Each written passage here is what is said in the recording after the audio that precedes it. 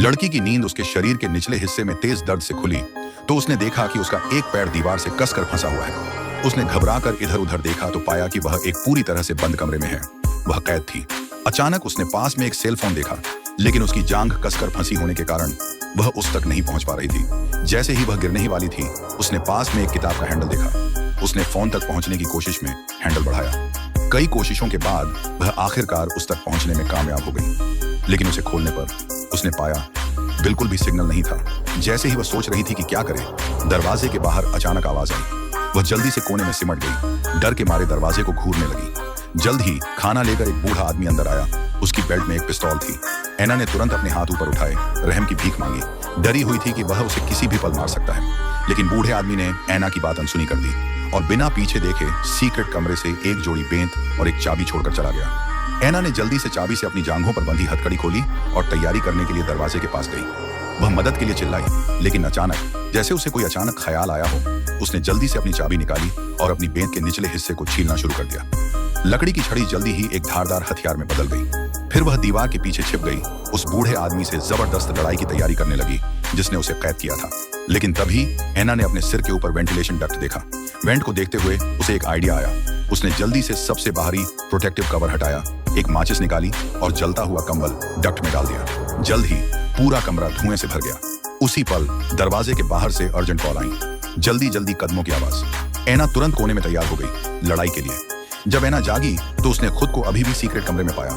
बूढ़ा आदमी उसके पास आया। एना को अभी भी रहम की भीख मांगते देखकर बूढ़े आदमी ने उसे सच बताने का फैसला किया। एना को यह सुनकर झटका लगा कि बूढ़े आदमी ने कहा कि बाहर दुनिया खत्म हो गई है। हवा अब इंसानों के जिंदा रहने लायक नहीं रही। धरती पर एलियन के हमले से पहले आखिरी सेकंड में उसने एना को कार एक्सीडेंट में पाया और फिर उसे अपने बंकर में ले आया। फिर बूढ़ा आदमी अचानक गुस्सा हो गया। उसने डांटा। एना से कहा गया कि उसे बूढ़े आदमी का शुक्रगुजार होना चाहिए कि उसने उसकी जान बचाई, न कि लगातार उसे सावधान रहना चाहिए। यह कहकर वह मुड़ा और सीक्रेट कमरे से बाहर चला गया। एना को साफ तौर पर बूढ़े आदमी की कहानी पर यकीन नहीं हुआ। दरवाजा खुला देखकर वह पक्का इरादा करके जांच करने के लिए बाहर निकली। बाहर खाने पीने का बहुत सारा सामान था। चौंक कर उसने अचानक कोने में एक घायल आदमी को देखा। उस आदमी ने उसका गर्मजोशी से स्वागत किया, ये समझाते हुए कि वह भी एक बचा हुआ आदमी था जिसने तबाही की वजह से वहां पनाह ली थी। जैसे ही एना को उस पर शक होने लगा, बूढ़ा आदमी अचानक पास आया। वह एना को लिविंग रूम में ले गया और उसे अपना बनाया हुआ प्रलय का किला दिखाया। इसमें कई किताबें और फिल्में थीं और यहाँ तक कि एक पूरी तरह से तैयार किचन भी था। उन्हें खाने की चिंता नहीं करनी पड़ेगी। फिर वह एना को बंकर के एंट्रेंस पर ले गया, जो उनका आखिरी कमरा था।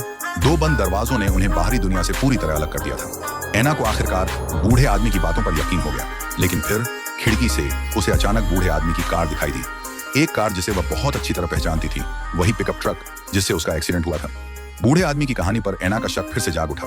शक हुआ, लेकिन बाहर से वह शांत रहा, चुपचाप किले से भागने के लिए सही मौके का इंतजार कर रहा था। हालांकि गलती से बूढ़े आदमी की कमर से लटकी चाबी देखकर उसके दिमाग में एक आइडिया आया।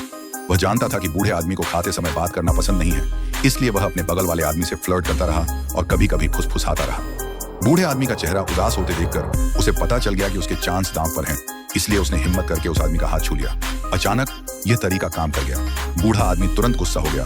उसने औरत को दीवार से सटाकर गुस्से में उसे बेरहम और एहसान फरामोश कहकर डांटा।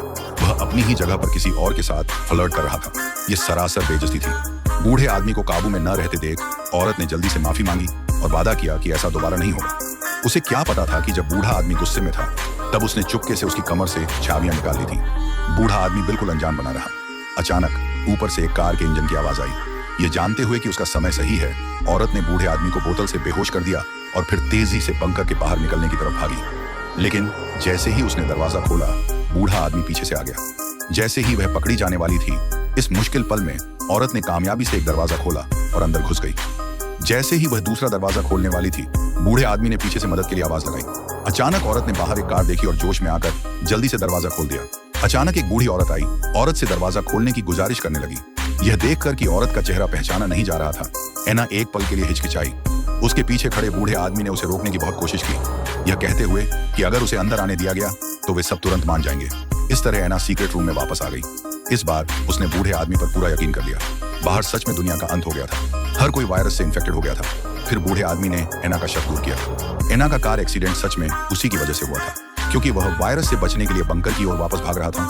रास्ते में गलती से उसकी कार एना की कार से टकरा गई, लेकिन गिल्ट की वजह से वह उसे वापस बंकर में ले आया। यह सुनकर ऐना शर्म से भर गई। दूसरी औरत ने उसे बचाया था और उसे लगा कि अच्छाई का बदला दुश्मनी से देना गलत है। इसलिए अगले कुछ दिनों में वे तीनों बंकर में शांति से साथ रहने लगे।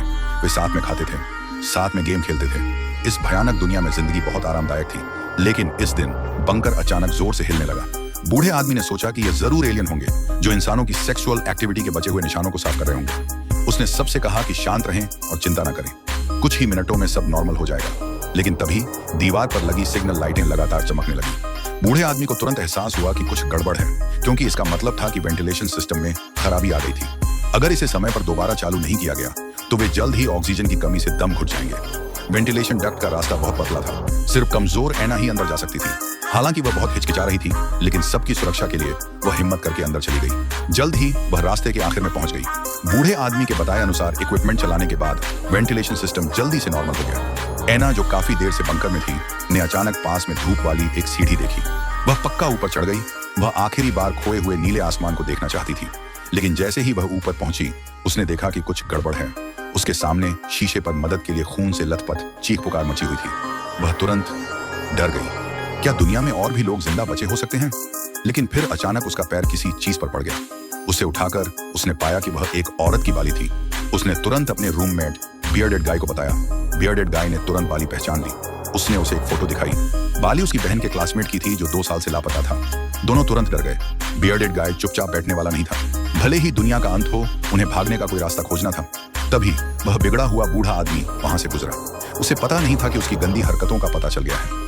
उस रात बियर्डेड गाय ने चुपके से एक दराज से कैंची चुरा ली। इस बीच ऐना भागने के लिए एक आसान प्रोटेक्टिव सूट बनाने के लिए अपनी प्रोफेशनल जानकारी का इस्तेमाल करने की तैयारी कर रही थी। हालांकि जैसे ही वह काम खत्म करने वाला था, बूढ़े आदमी ने अचानक उन्हें बुलाया और उनके सामने एक बड़ा छेद खोल दिया। उसने उन्हें बताया कि इसमें बहुत ज्यादा कोरोसिव सल्फ्यूरिक एसिड है, जो कोई भी इसे छुएगा वह तुरंत घुल जाएगा। उसने बताया कि उसने उन्हें इसलिए बुलाया था क्योंकि उसे उनके भागने के प्लान के बारे में पहले से पता था। दाढ़ी वाले आदमी ने जल्दी से माफी मांगते हुए कहा कि यह सब उसका अपना आइडिया था।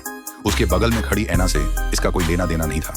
उसे उम्मीद नहीं थी कि दाढ़ी वाला आदमी मौके पर ही मारा जाएगा, लेकिन अचानक इससे ऐना डर गई। जल्द ही बूढ़े आदमी ने अपना असली रूप दिखाया। उसने ऐना का फायदा उठाने के इरादे से अपनी दाढ़ी मुंडवा ली। ऐना ने अपने सामने सल्फ्यूरिक एसिड को लात मारी, फिर कमरे से कलाबाजी करते हुए बाहर निकल गई।